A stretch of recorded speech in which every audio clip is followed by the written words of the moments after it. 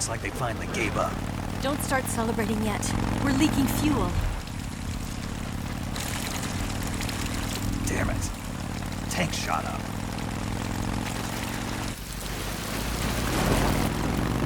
Crap.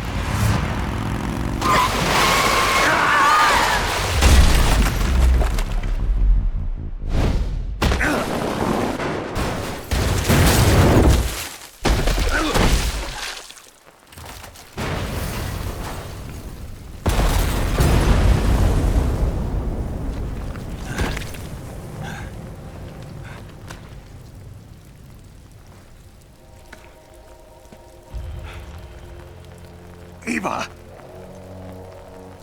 I'm over here.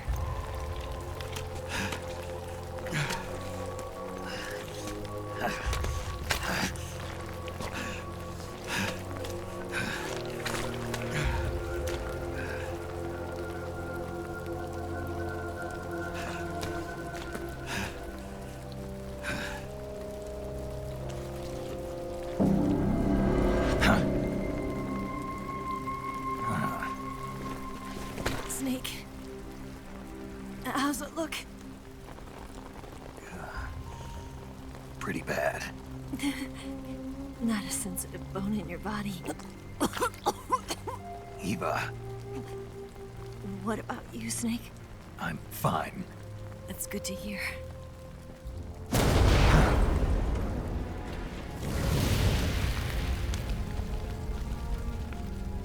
We have to get away from here, Eva.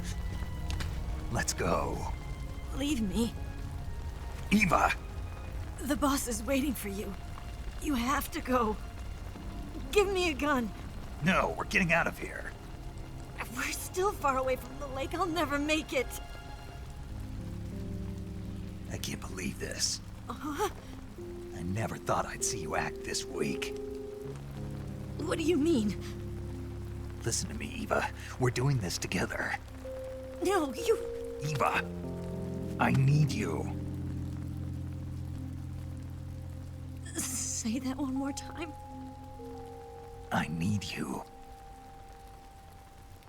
I can't fly the wig by myself.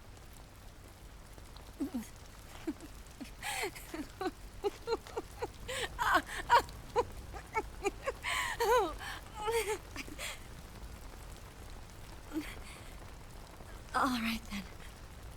I guess I'd better help you out.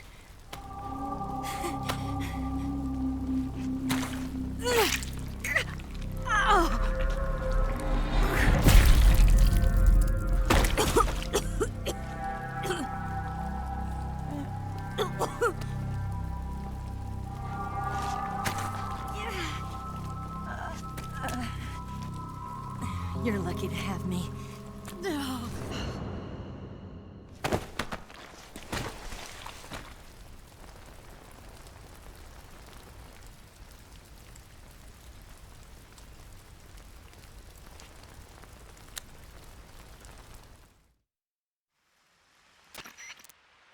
Snake, can you hear me? Paramedic, thank God. Eva's been seriously hurt. So have you. Luckily, I think her organs are all intact, but... Calm down, Snake. Calm down. You'll both be fine as long as you get the proper emergency treatment. But you're the only one who can do this. Understand? So you've got to calm down. Right. Okay. Okay. Now let's open up the survival viewer and treat the injury. Do you have supplies with you? I'm running kind of short. Then by switching the survival viewer over to Eva, you can treat her wounds too. Now get to work. Oh, and Snake, I'm pretty sure you know this already, but if you don't have enough supplies for the both of you, your wounds come first. Huh? Do you get my meaning, Snake? You've still got a mission to complete. Yeah. I know what I have to do. Snake? Like this.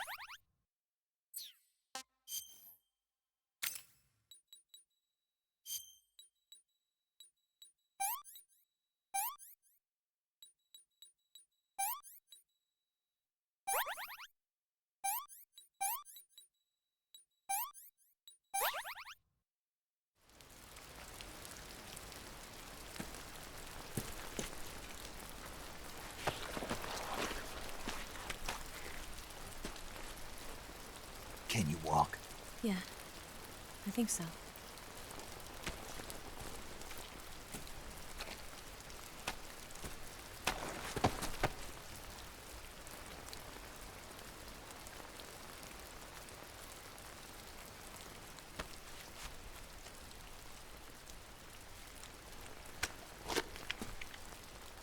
Here.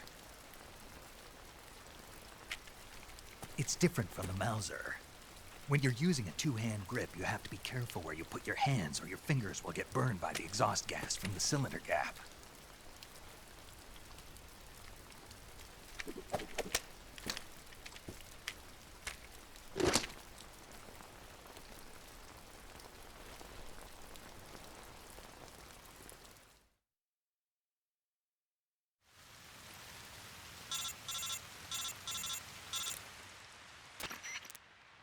Snake, are you all right?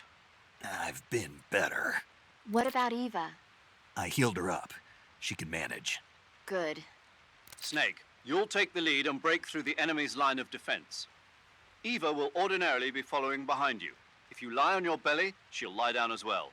If you slip and fall off a cliff, she'll follow right behind. You can call out to Eva by pressing the action button. Head to the lake along with Eva.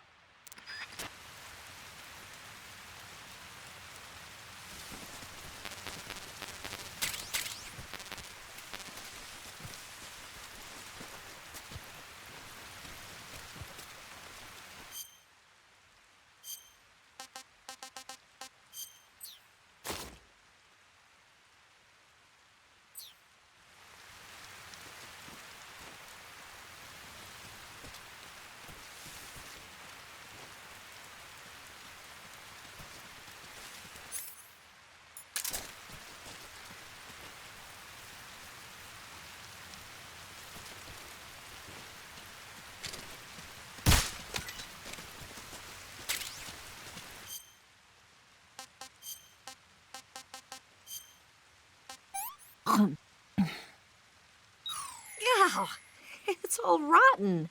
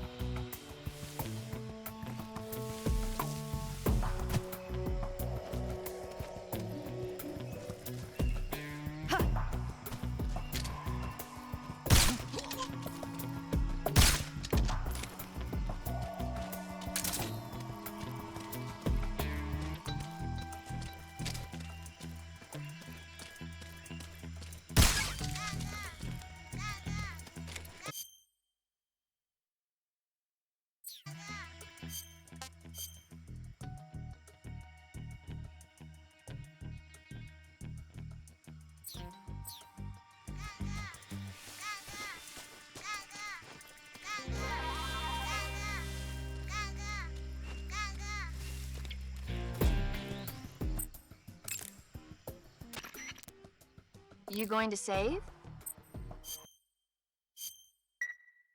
Good luck. Thanks.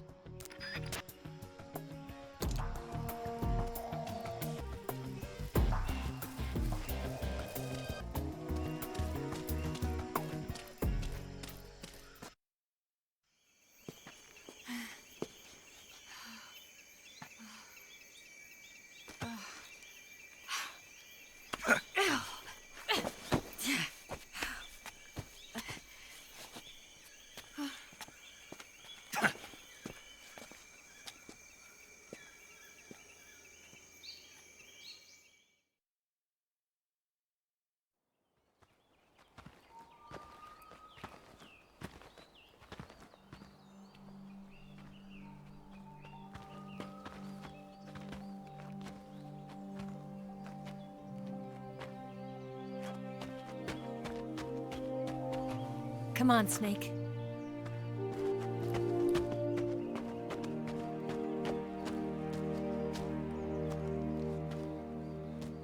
We made it. We made it. Over there.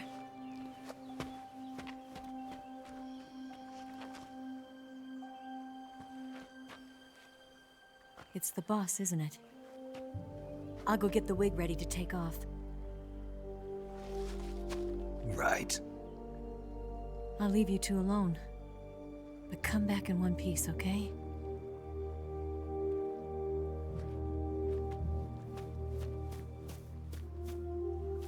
Promise me!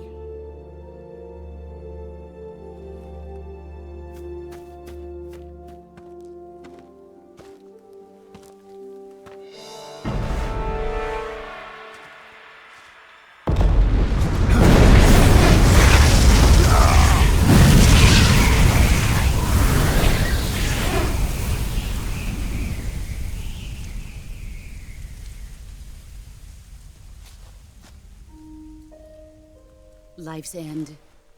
Isn't it beautiful? It's almost tragic. When life ends, it gives off a final lingering aroma.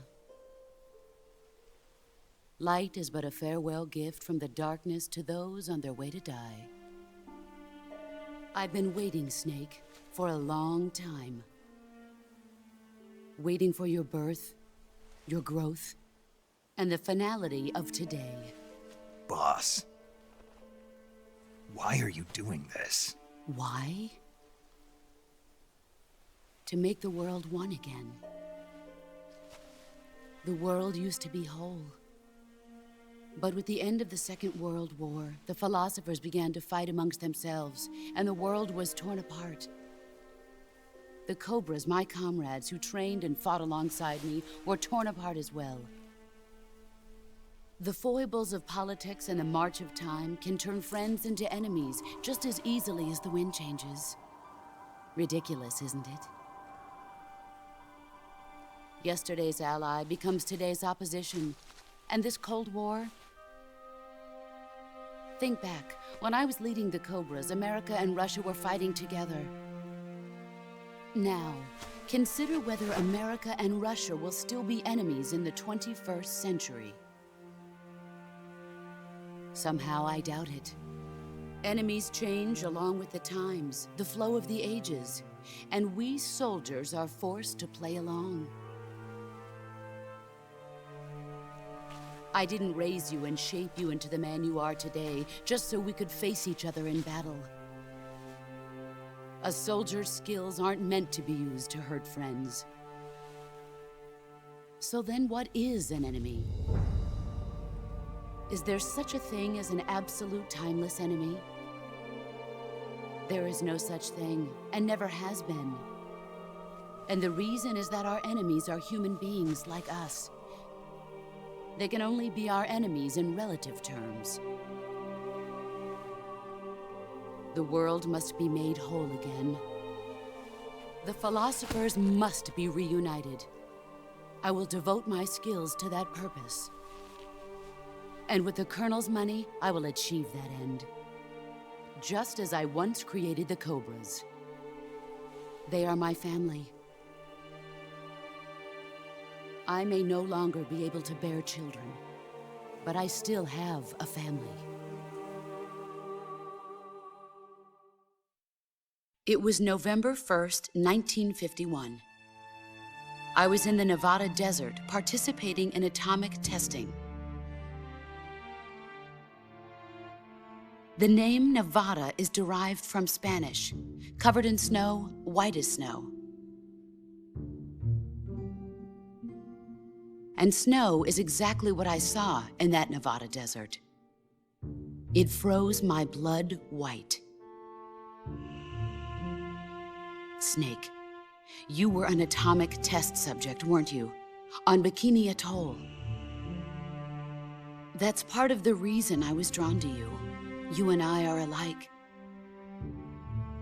We're both slowly being eaten away by the karma of others. We'll never have the chance to die peacefully of old age. We have no tomorrow. But we can still have hope for the future. In 1960, I saw a vision of the ideal future from space. 3 years earlier, the Soviet Union had succeeded in launching Sputnik, the first man-made satellite in history, into orbit. This came as a huge shock to the United States. In response, America threw everything it had into its own manned spaceflight project, the Mercury program. Even as the Soviets seemed poised to send their first man into space, America was still experimenting with chimpanzees and rockets. The government wanted human data. So they secretly decided to send a human being into space. I was the one they chose. At the time, they didn't have the technology to block out cosmic rays, and whoever they sent up would inevitably be exposed to heavy radiation. That's why they chose me. After all, I'd already been irradiated once. Of course, you won't find any of this in the history books. I could see the planet as it appeared from space. That's when it finally hit me. Space exploration is nothing but another game in the power struggle between the US and the USSR. Politics, economics, the arms race, they're all just arenas for meaningless competition. I'm sure you can see that, but the Earth itself has no boundaries. No East, no West, no Cold War. And the irony of it is, the United States and the Soviet Union are spending billions on their space programs and the missile race, only to arrive at the same conclusion. In the 21st century, everyone will be able to see that we are all just inhabitants of a little celestial body called Earth. A world without communism or capitalism, that is the world I wanted to see. But reality continued to betray me. In 1961, I was sent to Cuba, to Bahia de Cochinos. It was part of a CIA-sponsored invasion under the guise of taking Cuban exiles back to their country. But the US government betrayed them. Our weak-kneed president held back their air support. Defenseless, the exiles were annihilated by the Cuban army. All I could do was watch in silence. I was set up by the very country I'd sacrificed so much for, by the very government I dedicated my life to defending. I was driven from the surface world, and I went underground. Then, 2 years ago, I faced the sorrow, my old comrade in battle. He was my friend. But one of us had to die. I was left with no choice.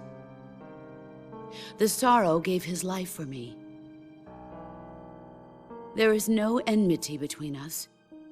One must live, and one must die. That was the mission.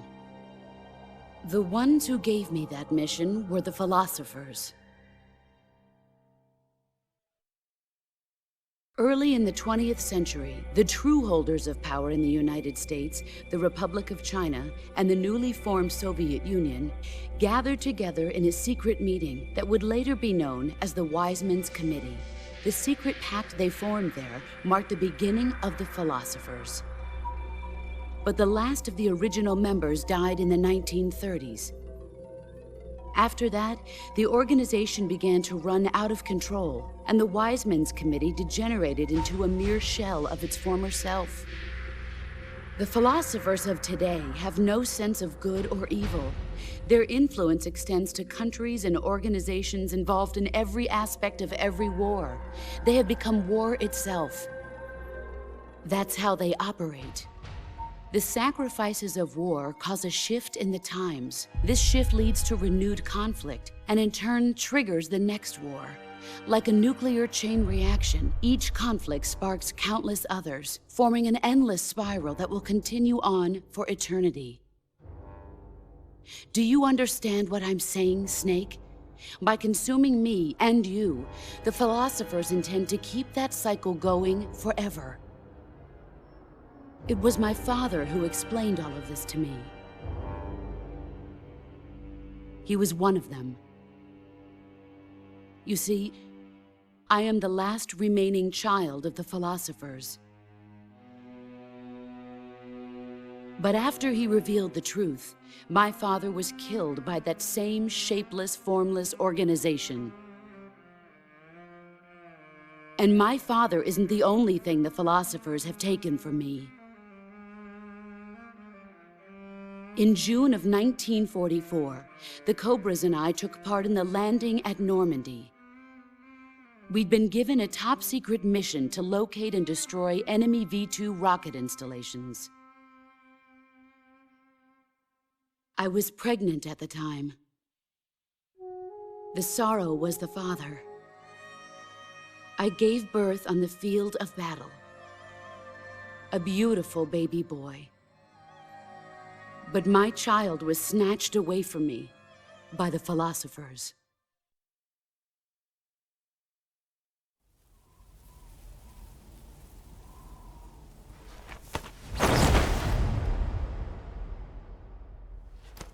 Look at this scar. This is proof that I was once a mother. I gave up my body and my child for my country. There is nothing left inside me now. Nothing at all. No hatred, not even regret. And yet sometimes at night, I can still feel the pain creeping up inside me, slithering through my body like a snake.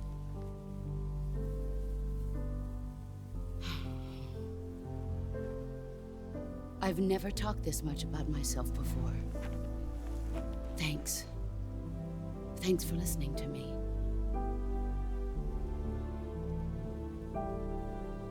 I feel content. Snake, commence the operation. I raised you.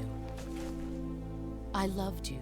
I've given you weapons, taught you techniques, endowed you with knowledge. There is nothing more for me to give you. All that's left for you to take is my life, by your own hand. One must die, and one must live.